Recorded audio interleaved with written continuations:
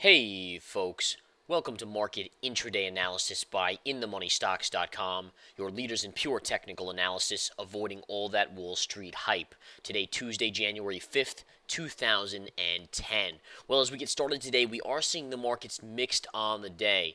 In fact, we see the S&P just fractionally higher, about up 80 cents, while the Dow and the Nasdaq are lower on the day. The Dow is down 30 points, the Nasdaq is down 3. Now, we've seen a very wishy-washy market today. We've seen a little bit of a push down early on, then a push back higher to take the markets positive, and now we're hovering on that flat line as it's kind of a pause day from yesterday, it does seem.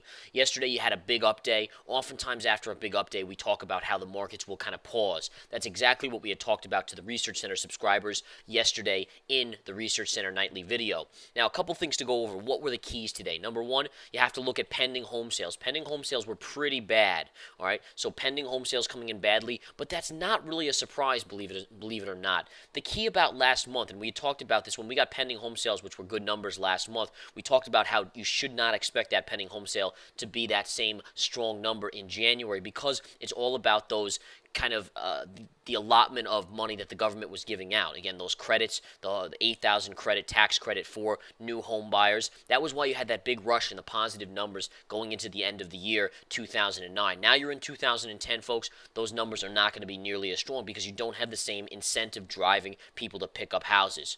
All right. Now, having said that, we are seeing the markets kind of just hover on this 50 moving average intraday on the SPY, and that's what you're looking at right now. You can see we touched the 50 moving average here, bounced, came back, and now we're touching it. The second time around here, you have to expect that this market has a possibility of moving lower. All right, again, so just keep an eye on it. Now, one thing I am seeing is Goldman Sachs is actually under some pressure here. It's still positive on the day, but look at this little fall that started on Goldman Sachs. Word just came out that Meredith Whitney actually downgraded their earnings estimates on Goldman Sachs. So that actually is some significant news there that has just come out over the last few minutes of the trading session. Now, in relation to where Goldman sits, guys, if you know anything about technicals, what you can see is Goldman Sachs hit a key resistance level today, and again, we'll touch base on what it was, but this was actually given out in the chat room today to our premium subscribers, and again, it was a dead-on call. Now, see what we did here. We utilized the fact that you see this low pivot going back to, let's see, October, right at the beginning of October. That low pivot, believe it or not, is a good resistance area. We had highlighted that to our premium chat room subscribers to be resistant. Sure enough, look at the high of the day on the daily chart of Goldman Sachs, tagging that. Now, the amazing thing about this Goldman call is we had gone bullish on Goldman about a week ago, saying that this was going to be the catalyst for an up move in the markets into the, kind of the beginning of this week and last week in the financial sector. All right, we had talked about how the technology stocks had really run their course. We saw some big gains on some of the commodity stocks, and then we said that the financials actually had some beautiful bull flag patterns showing up. And you can see this bull flag pattern not only on Goldman Sachs right here, take a look at it right there, but you can also see it on JP Morgan, Morgan Stanley, Wells Fargo, you name it, they're there. That had led us to believe there would be a move up in the financials. Sure enough, that was, and then just perfectly called, we called the top there, where we would go bearish on Goldman Sachs.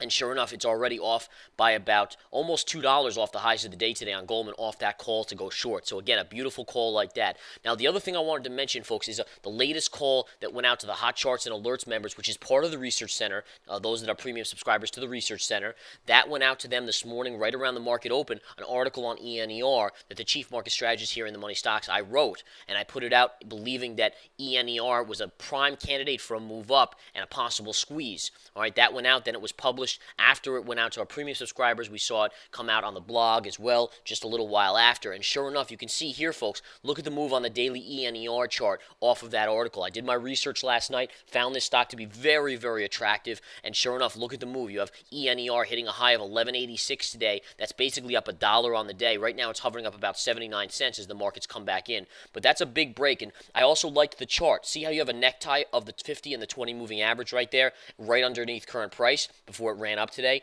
That was a dead signal that it was ready to go today. And sure enough, after the alert went out, the stock did run, and premium subscribers in the chat room, the Research Center, you name it, they took a lot of advantage there, making some good profits. So, good call on energy conversion devices. Again, I think it actually could continue to squeeze higher, believe it or not. I think $15, $14 level is probably not out of the realm of believing that this could go in that direction. All right, let's go back to the SPY, talk some key levels. All right, that's the daily SPY chart, but that we only really discuss in the nightly videos to our premium members. For those of you that want to just know the intraday here, that's why you're here watching these videos. Otherwise, you would join the Research Center. And again, you can see you have a little bit of a channel here, folks, and this is my ultimate target for this afternoon. I do think you're going to come down and tag this yellow line. See this yellow line? If you connect it from yesterday's gap up low right here, connected to the low today, it becomes a lower trend line that actually matches a higher channel trend line as well. And again, just take a look. Go back to the high on the 31st, which was the last trading day of last week on Thursday. You take that high, connect it to the high yesterday, and then draw it straight through the high to today, and you got your exact top. Not only that, but what I love about this top, folks, is it was a dead indicator for us to call out to our premium subscribers to look for a short play on this market. We said, guys, there's a topping tail in place. You haven't confirmed a move up yet. Watch this very carefully. You should see a reversal, and that's exactly what you saw. So nice little topping tail right there. That's a very bearish candlestick pattern. And off of that topping tail, the markets kind of went sideways for a couple candles and then collapsed back down to the 50, bounced, collapsed to the 50, and now, in my estimation, you're going to see a pullback all the way to this yellow trend line in the afternoon session after you take out this 50 moving average. Goldman Sachs is getting a nice little bounce after the hard sell off of the Whitney downgrade. Let's take a look at a couple other stocks here. JP Morgan. Touch on JP Morgan. JP Morgan's holding up better than Goldman Sachs. Again, Goldman Sachs specific news out there as JPM is up about 70 cents. But you can see the daily chart of JP Morgan, same pattern. I mean, this is a beautiful in spirit of bull flag. Look at that. And look at the breakout that you had off of that. And again, it's just recognizing pattern, folks. This pattern will work on, I mean, I'm showing you the daily chart here. So most of you guys that are investors or swing traders will utilize the daily chart. But for those of you that are longer term investors, the weekly, the monthly charts, it all pertains to the same type of thing. You can find the same type of thing that we're looking at on the 10-minute chart, on the 60, on the daily, weekly, monthly. And that's the beauty of it, folks. All of it applies to all time frames. Now, again, JP Morgan, nice move today. Let's take a look at Wells Fargo. Yeah, look at Wells Fargo. Again, look at this pattern. Up, sideways consolidation. Again, we nailed this call to go long on these plays right here on the financials, that they would be the leaders that are keeping this market really from collapsing back down, and that's exactly been the case. Now, let's take a look at some other stocks. What about ExxonMobil? Now, the interesting thing on Exxon here on the daily is that you have Exxon up right now on the day near the highs of the day, and this is something we mentioned here. We had talked about the possibility that Exxon would be a buy down here. It sure enough was. Off of that, we said look for a bear flag to form, which would mean a sideways to upside bias. That's continued to happen. I continue to believe that you're going to look for sideways action on ExxonMobil for the near future, although I do think eventually the bear flag will play out to the downside. I think what you're going to do is go up and touch these two trend lines, the 20-minute moving average and the 200. Right up in this range, I think this is your ultimate target, right up in this range for Exxon. Once it gets there, I think you can look for the downside on ExxonMobil and look for a catalyst to the downside in the overall market possibly as well. All right. Now, a couple other things to go over. Let's touch on Apple Computer. Apple Computer is having an okay day today, up about 83 cents. You can see it's kind of starting to come in just a little bit. You can draw a couple trend lines, some obvious trend lines right here. All right, you can see it actually looks like Apple might have broken down here with a target of the 50 moving average in the afternoon session, and then ultimately maybe if it continues down below that, the low of the day. But that's what we're seeing here on Apple. Amazon, guys, very nice on Amazon. Amazon gapped lower today and pushed down. We removed it from our Pro Trader bearish watch list after calling the top on the daily chart here. And let me show you the daily chart. Look at this right here, folks. And again, I highlighted this to all you guys in the free video as well. This is one of the rare calls that I gave to you guys, and of course it's a winning call there, just as most of our calls are. I'd say about 80 to 90% of our success rate is positive there, obviously.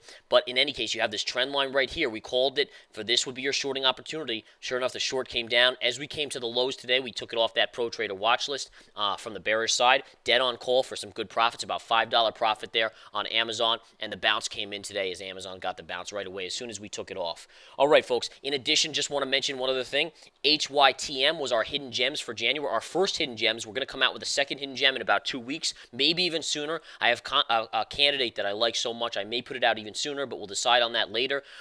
In any case, HYTM from the alert yesterday at 44 cents hit a high of 64 cents today, folks. That's a 45% return in basically less than 24-hour period. Amazing stuff, folks. The hidden gems continue to be on the top of all the hedge funds out there that look towards us, the money managers and the individual investors, as being the best due diligence out there. Again, come join the Research Center. You get it all, really, except for the chat room. Chat room's a separate, totally separate entity. You want to be intraday, you want live analysis, play-by-play, then you join the chat room. If you want Research Center, which is more based towards swing trades and shorter term, swing trade type activity or longer term trades, that's where the Research Center comes in.